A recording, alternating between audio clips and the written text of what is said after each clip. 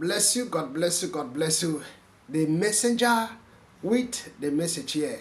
And you're all welcome in the name of our Lord Jesus Christ. Now hear me. One thing which I always let a lot of people know is that it's a very, very dangerous risk for you to live a life only depending on the prayers of others. Hear me, child of God.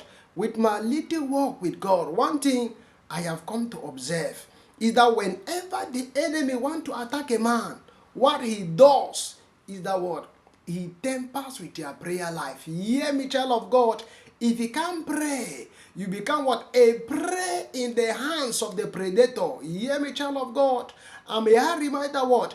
A prayerful man is a sinless man. And a prayerless man is a sinful man. You are watching right now, I say, man of God, the enemy has tempered with my prayer life. Hear me, child of God.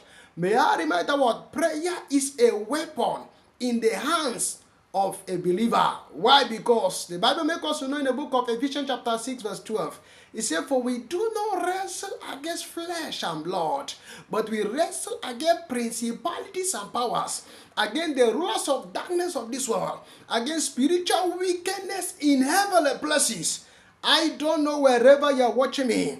Right now, as a man of God, I've been trusting God for a revival in my prayer life. As a man of God, I've been trusting God for a restoration at the area of my prayer life. Hear me. I am coming in agreement with you.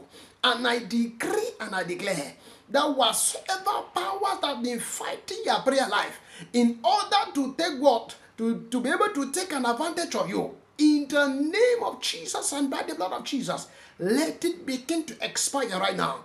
I decree and I declare that after now you are ruling in the midst of your enemy. In the name of Jesus. Thank you, faithful God. And to as many that are under the sound of my voice, I pray for you that may the Lord God bless you. May He keep you. May He cause His face to shine upon you. May the Lord God be gracious to you. And may He give you rest. And may the shalom of the Lord, nothing missing, nothing broken, in Jesus' mighty name.